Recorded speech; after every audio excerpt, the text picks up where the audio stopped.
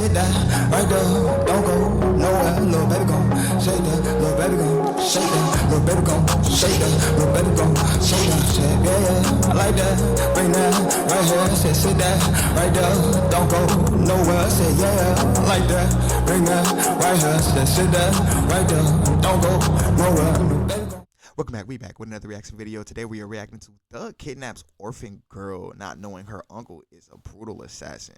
True crime. This is a hate criminal video. Let's get right into it.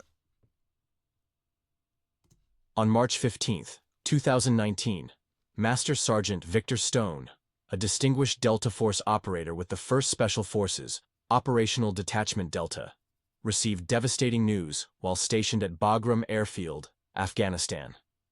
His sister Tasha Stone Miller and her husband Michael Miller died in a catastrophic vehicle accident on Route 2 near Lexington, Massachusetts. The incident occurred when a commercial semi-truck lost control on an icy road, forcing the Millers' vehicle off the highway. Both were pronounced dead at the scene by first responders. The tragedy left their 12-year-old daughter, Alice Miller, without parents. Following standard Massachusetts Department of Children and Families protocols, Alice was temporarily placed at a state-approved children's center in Brookline, a prestigious suburb of Boston known for its excellent schools and safe environment. Victor Stone, aged 35, immediately initiated an emergency family hardship discharge from his ongoing deployment. His commanding officer, Colonel David Harrison, expedited the paperwork given Stone's exceptional service record, including 3 Purple Hearts and a Silver Star earned during previous deployments to Afghanistan's Kandahar province. Oh, he was a dog. Despite suffering from documented PTSD and a severe leg injury sustained during a 2018 operation in Helmand province, Stone demonstrated unwavering determination to become Alice's legal guardian. Medical records from the Walter Reed National Military Medical Center indicated ongoing physical therapy requirements and recommended psychological counseling, which Stone agreed to pursue as part of his guardianship application. On April 2, 2019, the Suffolk County Probate and Family Court granted Stone temporary guardianship of Alice Miller. The hearing, presided over by Judge Margaret Sullivan, took into consideration Stone's military service, financial stability from his military pension, and the crucial need to maintain family connections for the child's emotional well-being. Stone purchased a 3-bedroom house in the West Roxbury neighborhood of Boston, specifically chosen for its proximity to the local private school, where Alice would continue her education. The property, situated in a quiet residential area with a low crime rate, provided the stability needed for their new life together. The transition wasn't without challenges. Stone's medical records from the Boston VA healthcare system documented recurring nightmares and hypervigilance symptoms typical of combat veterans. However, he maintained strict compliance with his treatment program under the supervision of Dr. James Wilson, demonstrating his commitment to creating a stable environment for Alice. By late April 2019, Stone had established a daily routine that balanced Alice's school schedule with his medical appointments and physical therapy sessions. The West Roxbury Veterans Affairs Medical Center became a regular part of their lives, as Stone worked to address both his physical and psychological wounds, while adapting to his new role as Alice's guardian. Department of Children and Families caseworker Janet Thompson conducted weekly visits during the first month, documenting Stone's progress in creating a suitable home environment. Her reports consistently noted the developing bond between uncle and niece, despite the traumatic circumstances that brought them together. By October 2019, 6 months after their initial reunion, Victor Stone had established himself as a self-defense instructor at a reputable martial arts academy in Boston's West Roxbury district. His military expertise and combat experience made him a valuable asset to the academy, where he specialized in teaching advanced protection techniques to law enforcement personnel and private security contractors. Alice Miller, now 13, demonstrated remarkable resilience in her academic performance at her new school. Her teachers reported consistent A-grade achievements across most subjects, with particular excellence in mathematics and sciences. The school counselor noted that, while Alice still processed her grief, she had successfully integrated into the school community and developed several close friendships. However, Stone's adaptation to civilian life presented ongoing challenges. During a self-defense class in November 2019, he experienced a severe flashback triggered by the sound of construction work near the academy. The incident resulted in Stone momentarily losing control during a demonstration, causing him to apply excessive force to a training partner. Though no serious injuries occurred, the event necessitated an immediate review of his teaching protocols and additional psychological evaluation. The Department of Veterans Affairs medical staff documented increasing instances of hypervigilance in Stone's behavior. Security camera footage from various locations revealed his constant tactical assessment of surroundings, positioning himself with clear views of exits, and exhibiting startled responses to sudden movements or loud noises. These behaviors, while manageable in controlled environments, became problematic in public spaces. Despite these challenges, Stone maintained strict adherence to his therapy schedule at the VA Medical Center. His treating psychiatrist, Dr. Michael Anderson, noted that Stone's commitment to Alice's well-being served as a powerful motivator for his continued psychological recovery. There we go. The doctor's reports highlighted how Stone channeled his protective instincts into constructive parenting strategies, teaching Alice practical safety awareness without imposing his combat-induced paranoia. In December 2019, an incident at a local supermarket highlighted both Stone's ongoing struggles and his progress in managing them. When a shoplifter aggressively pushed past Alice, Stone's initial reaction was to engage with lethal force. However, witness statements confirmed that he successfully restrained himself, instead using minimal force to detain the individual until law enforcement arrived. Alice's influence on Stone's recovery became increasingly evident. School records showed her consistent attendance at morning classes allowed Stone to maintain a regular sleep schedule, helping to manage his insomnia. The structured routine of school meetings, homework supervision, and daily meals provided stability that complemented his therapeutic program.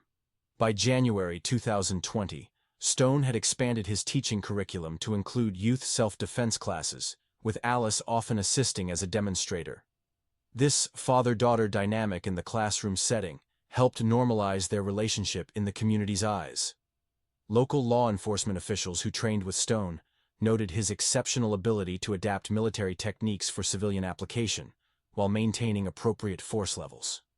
The VA's quarterly assessment in early 2020 showed marked improvement in Stone's PTSD symptoms, though certain triggers remained problematic. His hypervigilance, while reduced, continued to manifest in public spaces.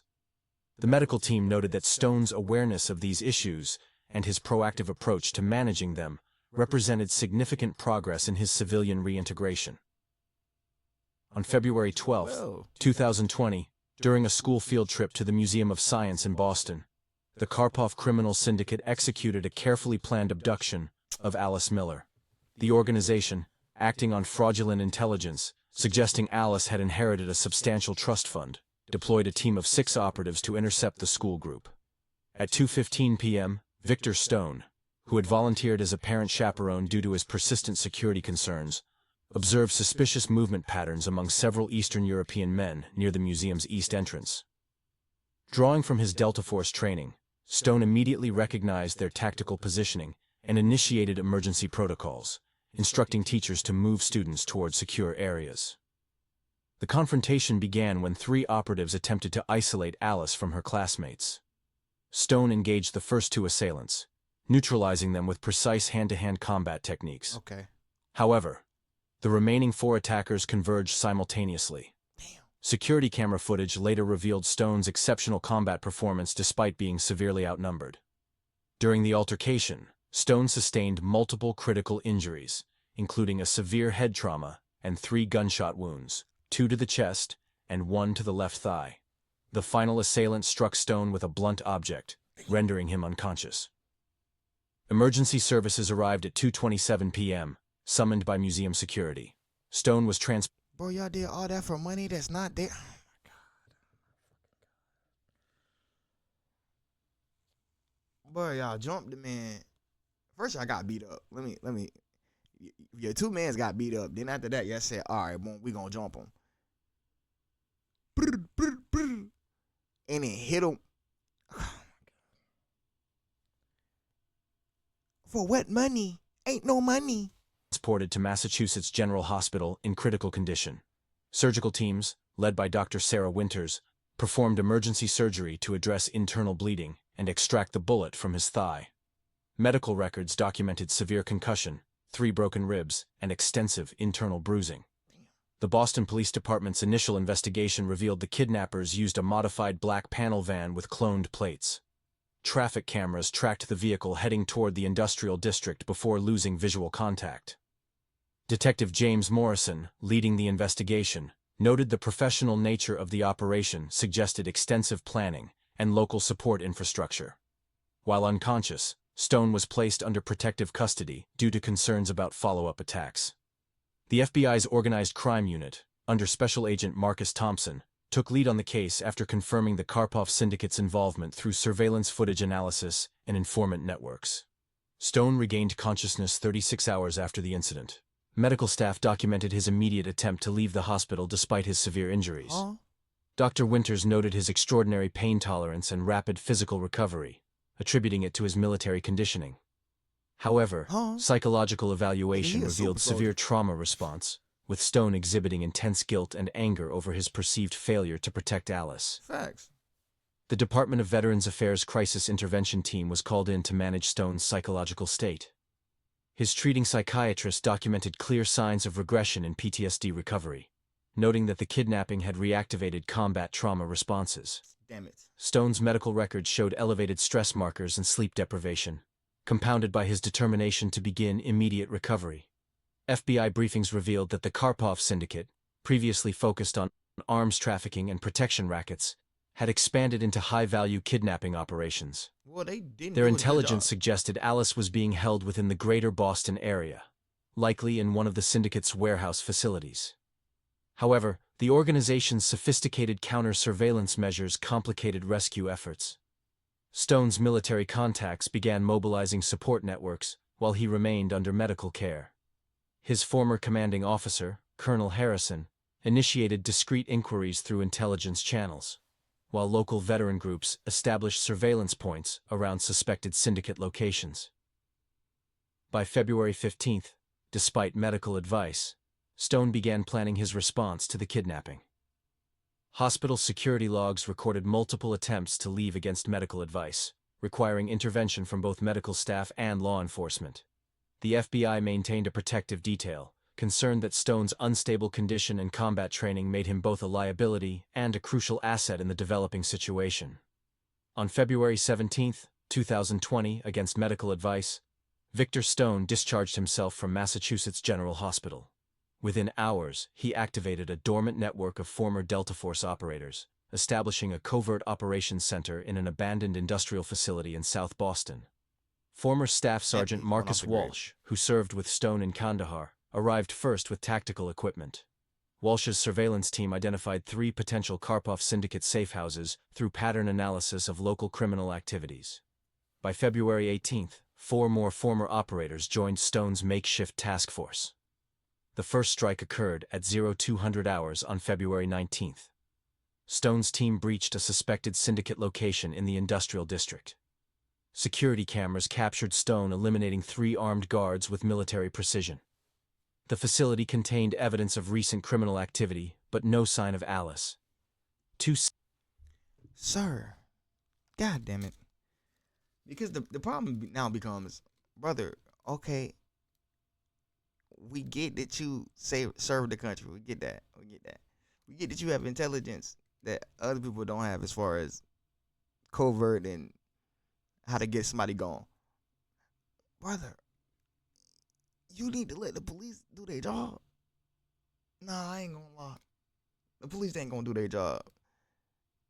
Because he might get Alice back. But who's gonna raise her after that, gang? At least tell your mans to go do it. That way you ain't gotta do it. Nah. He about to catch multiple bodies, brother. They're gonna be like, yeah, that's you.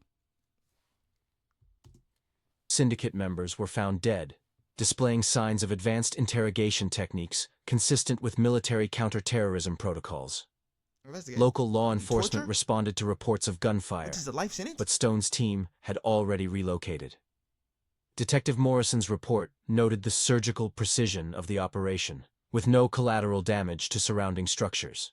Forensics teams recovered multiple 5.56 millimeter shell casings and evidence of close-quarter combat. On February 21st, Stone conducted simultaneous raids on 2 more locations. The FBI's incident report documented 7 syndicate casualties.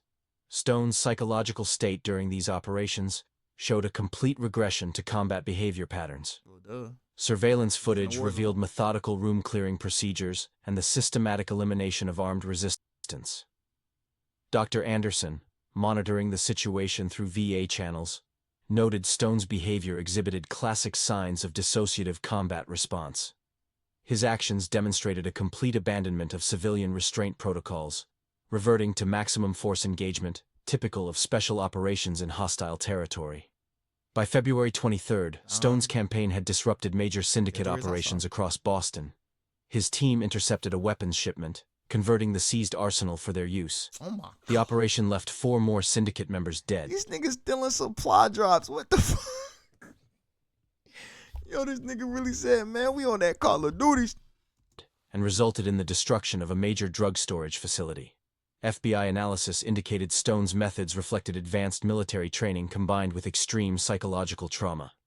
Each engagement showed escalating levels of violence, with Stone systematically dismantling the syndicate's infrastructure. Witness reports described him moving with mechanical efficiency, showing no hesitation or emotion during engagements. Stone's former commanding officer, Colonel Harrison, attempted to intervene after reports of extreme interrogation methods emerged. Harrison's assessment concluded that Stone had fully reverted to his most aggressive combat protocols, treating Boston's criminal underground as a war zone. Local veteran support networks reported Stone's complete withdrawal from therapeutic programs. His actions demonstrated textbook symptoms of combat dissociation, treating every engagement as a high-stakes military operation. Are they not? Medical professionals noted this regression represented a severe deterioration of his PTSD recovery. The violence escalated when Stone's team assaulted a syndicate-controlled nightclub on February 25. The operation resulted in 12 casualties and extensive property damage. Surveillance footage showed Stone moving through the facility with the same tactical precision he employed in Afghanistan, treating civilian areas as combat zones. Law enforcement agencies struggled to contain the situation. Here's my only question. That was the syndicate's nightclub, right? If all of the 12 casualties in there work with the syndicate, not affiliate like, oh yeah, bro, I know some people literally work with the syndicate, I'm fine with it. If you're any of the civilians that just wanted to party at a nightclub, gang, he's wilding. Gang, he's wilding. Like it's a line. The line might seem very fine, but there's a line. Like it technically is a war zone. Y'all niggas committed a crime that y'all not coming back from. I don't know why y'all kidnapped his daughter. Basically his daughter. Yeah, basically his daughter. Y'all gone. It's no coming back from that, cause he on a different level, gang. Recognizing that traditional intervention methods would likely result in significant casualties, Go find Special Agent Thompson's report acknowledged that Stone's military training made him virtually unstoppable in urban combat scenarios. By month's end, Stone's systematic dismantling of syndicate operations had left a clear message. By who what? Made him virtually unstoppable in urban combat scenarios. By month's end, Stone's systematic dismantling of syndicate operations had left a clear message. He would not stop until he recovered Alice. It's simple. His actions demonstrated complete disregard for legal boundaries or civilian protocols. Hold on. Why did the syndicate not say, oh, we messed up. Let's release the girl? Nigga, he just stole a weapon drop. He done messed up a whole drug drop. He didn't, bruh, y'all gotta, come on, but we cutting our losses. It's no way we making this money back by getting this supposed alleged ransom. Are you stupid or dumb? Operating with the single-minded focus of a special operations mission. He went to spin, not By spin March bread. 1st, 2020, Victor Stone's methodical hunt for the Karpov syndicate entered a new phase. Intelligence gathered from interrogated syndicate members revealed a hierarchical structure leading to 3 key lieutenants controlling Boston's criminal operations. Stone's first high-value target, Mikhail Petrov, was located in a fortified penthouse. On March 3rd, surveillance footage captured Stone infiltrating the building's security system with military precision. The subsequent operation resulted in 7 casualties, including Petrov's entire security detail. FBI reports documented evidence of advanced interrogation techniques before Petrov's death. The second lieutenant, Dmitry Volkov, attempted to flee Boston upon learning of Petrov's fate. Stone intercepted Volkov's convoy on March 7th, utilizing tactics reminiscent of Afghanistan combat operations. The engagement left 4 vehicles destroyed and 6 syndicate members dead. Afghanistan. So he blew up the vehicles. Yeah, okay. Does he get Alice back? He's not going to get her back because he's going to prison, but... Volkov's interrogation provided crucial information about the syndicate's command structure. Local law enforcement documented Stone's escalating disregard for jurisdictional boundaries. His operations expanded beyond Boston, tracking syndicate movements through Massachusetts. Detective Morrison's reports noted the systematic elimination of syndicate safe houses, with each raid demonstrating increased tactical aggression. On March 10th, Stone's team assaulted a syndicate money laundering operation. Damn. The attack revealed Stone's complete abandonment of non-lethal engagement protocols. Security footage showed him eliminating armed resistance with extreme prejudice, his movements reflecting pure military efficiency without civilian restraint. The third lieutenant, Viktor Zakhanov, proved more elusive. Stone's pursuit led to a confrontation at a syndicate-controlled storage facility on March 15th. The operation resulted in unprecedented violence, with 14 casualties and significant structural damage. Forensic evidence indicated Stone's use of military-grade explosives and advanced combat techniques. By March 20th, Stone's campaign had effectively decimated the syndicate's Boston operations. His systematic elimination of key personnel and infrastructure demonstrated textbook Special Forces methodology, treating each engagement as a counter-terrorism operation. Colonel Harrison's intervention attempts failed as Stone refused all communication not directly related to tactical intelligence. Surveillance indicated he operated on a pure combat footing, maintaining military sleep and engagement patterns consistent with extended special operations. Yeah, about 3 hours. The psychological toll became evident in Stone's operational patterns. He displayed increasing risk tolerance, engaging multiple hostile targets simultaneously without regard for personal safety. His former teammates reported behavior consistent with severe combat stress, noting his complete emotional detachment during operations. Law enforcement agencies documented the expanding collateral impact of Stone's campaign. His operations disrupted legitimate businesses connected to syndicate activities, caused... Those weren't legitimate businesses then. Nigga, it's 4 or 5 minutes left. Alice, where are you? Like, nigga, he didn't broke down the whole syndicate. Where's the girl?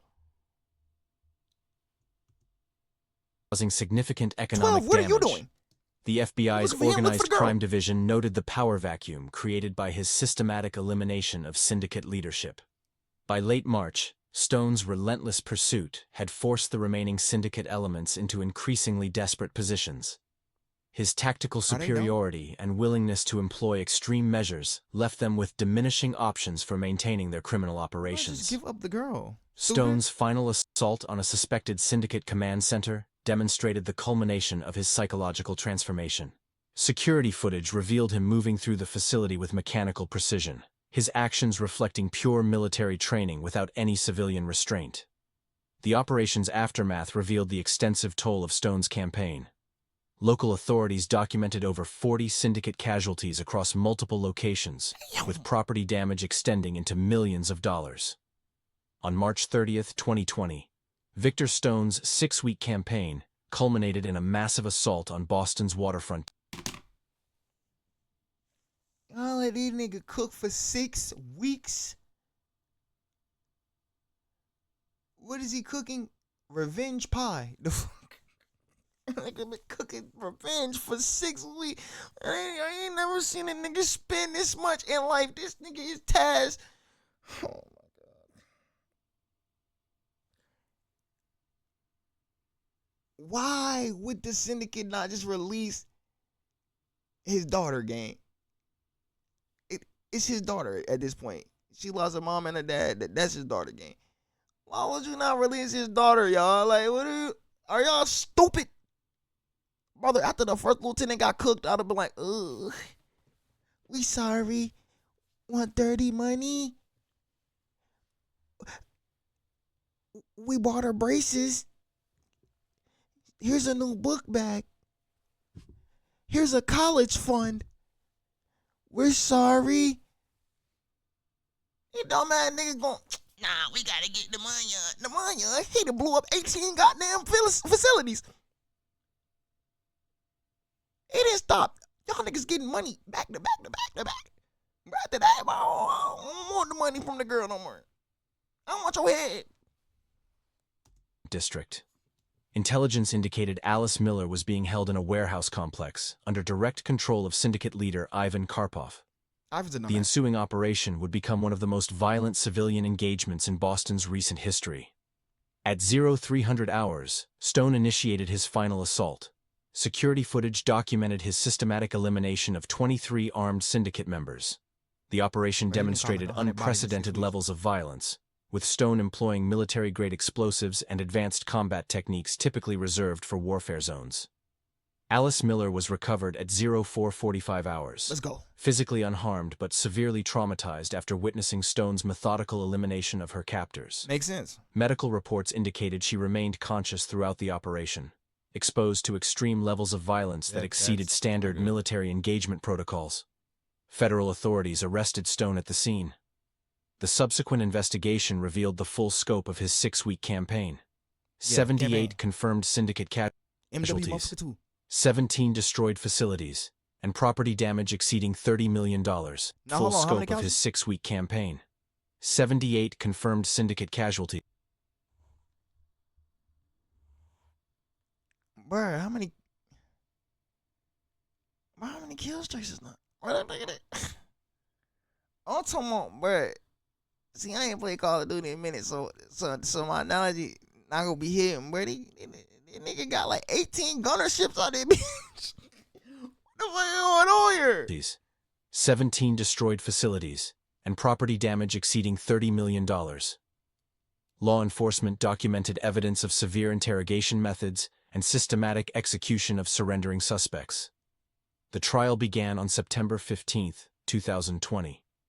The prosecution presented extensive evidence of Stone's methodical dismantling of the Karpov syndicate, characterizing his actions as premeditated execution rather than necessary force. Surveillance footage, forensic evidence, and witness testimonies painted a picture of military precision applied to civilian targets without legal justification. Stone's defense team, led by prominent attorney Michael Richardson, presented testimonies from his former. My problem is, why the state gonna lie though, bro? If he ain't hit, if every casualty was a syndicate casualty, why is the state lying, my nigga? What are we doing? He had no regard for the civilians. Man, he ain't killed no civilians. Fuck. What you talking about? Now, if he did, I'll stand corrected. Former Delta Force commanders. Colonel Harrison detailed Stone's exemplary military service, including operations that saved numerous civilian lives in Afghanistan. Staff Sergeant Walsh testified about Stone's previous restraint in combat situations and his dedication to protecting innocent lives. Alice Miller's emotional testimony on October 2nd described her uncle's transformation from protective guardian to ruthless warrior. Her account of the final rescue operation revealed Stone's complete psychological dissociation, describing him as a different person, who showed no hesitation or emotion while eliminating her captors.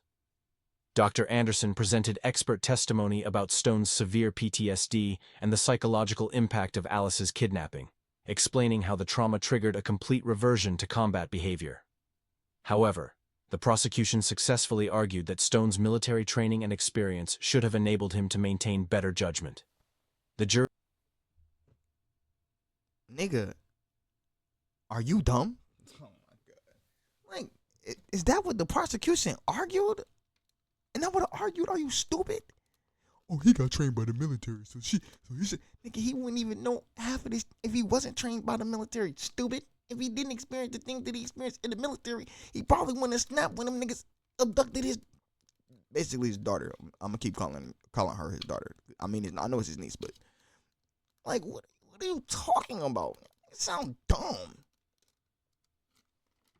Anything wouldn't have happened without the other. And you gonna talk about, oh yeah, well, because you had it, you should know better. I blame the syndicate. Hey, y'all pulling up for on some dumb shit. We gonna get some money. Y'all gonna lose your lives. Like, bro, they play stupid games. They got stupid prizes. A gang of prizes. A gang of prizes. Meanwhile, 12 ain't doing shit. You let that man spin for 6 weeks. Y'all couldn't find. Hello, 12, do your job. He spun for 6 weeks and got her back. Y'all niggas didn't do nothing. You did nothing. I ain't hear about no arrest of no syndicate. You're lucky you arrested him. What? The jury deliberated for 3 days before delivering their verdict on October 12, 2020. Stone was found guilty of multiple counts of first-degree murder, excessive force resulting in death, and destruction of property. The court rejected arguments about diminished capacity due to PTSD, citing Stone's calculated methodology throughout his campaign. Judge William Matthews delivered the sentence on October 15th. 25 years in federal prison without possibility of parole for 20 years. His statement acknowledged Stone's military service, but emphasized that his actions represented a dangerous precedent of military force being applied in civilian law enforcement matters. Is that it? During the final visitation before his transfer to federal prison, Alice promised to wait for her uncle's release. Stone's only recorded statement about his actions came during this meeting. Every life I took was worth your safety. On God. I'd do it all again. On God. Prison intake documentation noted his complete acceptance of the consequences, displaying no remorse for his actions. I'm sorry. Hate me.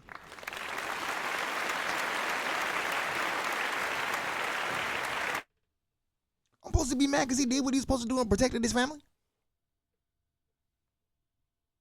Am I supposed to think he's a demon because he took all of these people who were doing illegal things and like OD, like, bro, y'all trafficking and all this other. I don't have a problem with selling drugs depending on what type of drug it is, but y'all doing all this gun dealing, you know what that's gonna lead to? People getting popped, all that. Like, I mean, you got cooked. You had bad info. You did the wrong thing. And look what happened. Y'all, I'm supposed to be mad at him because he was instant karma? That's crazy. 25. He only got 25. Now he like 30. Now he like 35. He gonna probably get out when he 50. Well, see, he got a chance to parole with 5 years left on this. So, but I mean, hey, he only got 25. They could have hit him with the book. They could have booked his ass. Shout out to the system a little bit. Should have gave him 15. Man, split it. Y'all should have split that, bro. He took down the syndicate. Y'all niggas wasn't going to get nowhere near doing any of that. Y'all was going to let them niggas rock. But that's my thoughts on the video. And that's also the end of the video. So make sure y'all like, comment, subscribe, share the video. Also share your thoughts in the video in the comment section below. Hit the notification bell so you can stay up to date when I drop on the channel. I'll catch y'all in the next one. Stay safe, y'all. Everything I see in IATV, bitch, you best. Everything I see in IATV, bitch, you best. Everything Everything I'm seeing, I achieved it, bitch, you best believe it. It has been my Nintendo shit, though, kick it with my kinfolk. Haters just be talking, so I really do not need their info. Yeah, their info. Yeah.